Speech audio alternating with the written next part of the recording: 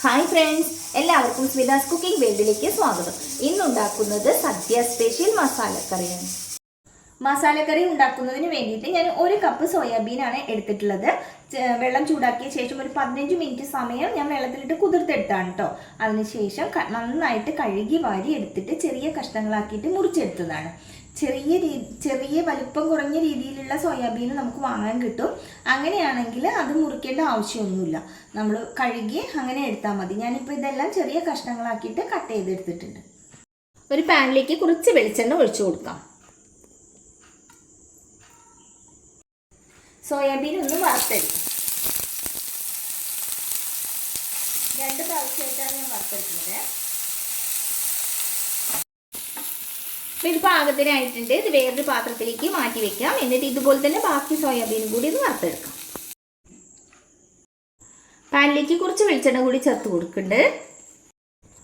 1 മുറി നാളികേരം ചിരകിയത് ഞാൻ ഇതൊന്ന് ചതച്ചെടുത്തതാണ്. അതും കൂടി ഒന്ന് ഇട്ട് കൊടുക്കാം. ചൂടായ വെളിച്ചെണ്ണയിലേക്ക് ഇട്ട് കൊടുക്കാം.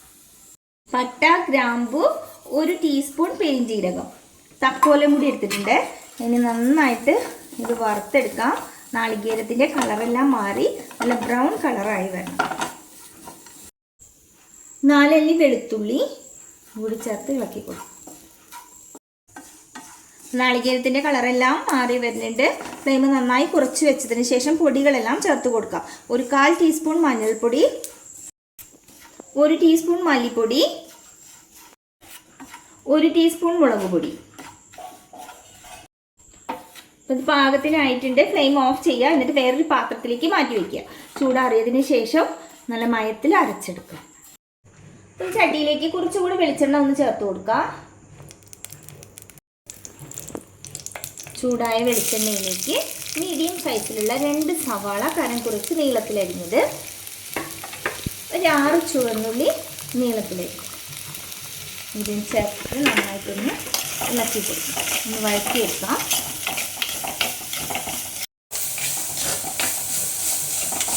സവാള ചെറുതായിട്ടൊന്ന് വാടി വന്നിട്ടുണ്ട്. ഈ സമയത്ത് നന്നായിട്ട് പഴുത്ത ഒരു തക്കാളി നീളത്തിലരിഞ്ഞതാണ്, അതും കൂടി ചേർത്തിട്ട് ഒന്ന് ഇളക്കി കൊടുക്കാം.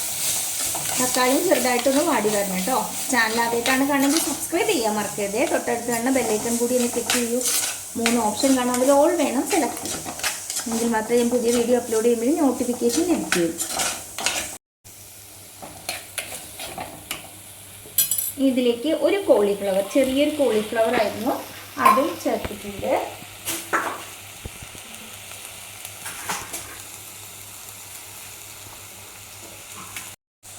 വലിയൊരു ഉരുളക്കിഴങ്ങ് തൊലിയെല്ലാം കളഞ്ഞതിന് ശേഷം അരിഞ്ഞെടുത്തതാണ്, അതും കൂടി ചേർത്തിട്ട് നന്നായിട്ടൊന്ന് ഇളക്കി കൊടുക്കുക. കോളിഫ്ലവർ ചെറിയ ഇതളുകളാക്കിയിട്ട് വേണം കേട്ടോ എടുക്കാൻ. അങ്ങനെയാണ് ഞാൻ എടുത്തിട്ടുള്ളത്. ചെറിയ പൂക്കളായിട്ട് ഇങ്ങനെ അടർത്തിയെടുക്കണം. ഒന്ന് ഇളക്കിയതിന് ശേഷം വേവാൻ ആവശ്യമായിട്ടുള്ള വെള്ളം, ഇനി ഉപ്പ് നികന്ന് നിൽക്കുന്ന അത്രയും വെള്ളം മതി. അതിൽ തന്നെ കറക്റ്റായിട്ട് വെന്ത് കിട്ടും. ആവശ്യത്തിനുള്ള ഉപ്പ് കൂടി ചേർത്ത് കൊടുക്കാം.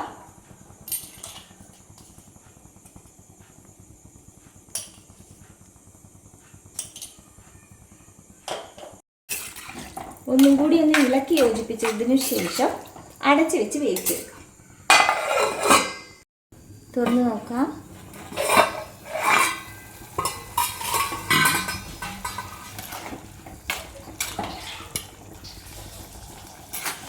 ഉരുളക്കിഴങ്ങും കോളിഫ്ലവറും എല്ലാം പാകത്തിന് വെന്താണ് ഇരിക്കുന്നത്.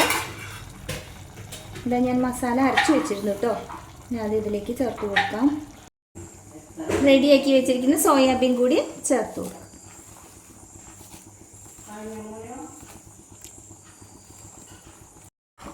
നന്നായിട്ട് ഇളക്കി യോജിപ്പിച്ചെടുക്കുക. എന്നിട്ട് തിളപ്പിച്ചെടുക്കണം. നല്ലോണം ഒന്ന് തിളക്കണേ.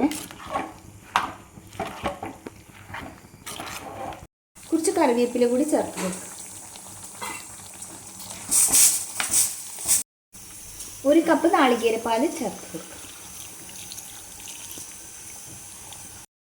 ഫ്ലെയിം ഓഫ് ചെയ്യാം. നന്നായിട്ടൊന്ന് ഇളക്കി യോജിപ്പിച്ചെടുക്കാം. സദ്യ സ്പെഷ്യൽ മസാലക്കറി റെഡി. ഈ വരുന്ന ഓണത്തിന് എന്തായാലും ഇതൊന്ന് ട്രൈ ചെയ്ത് നോക്കൂ കേട്ടോ. വീഡിയോ ഇഷ്ടമായാലും ലൈക്ക് ചെയ്യാനും ഷെയർ ചെയ്യാനും കമൻറ്റ് ചെയ്യാനും ഒന്നും മറക്കരുത്. Thank you.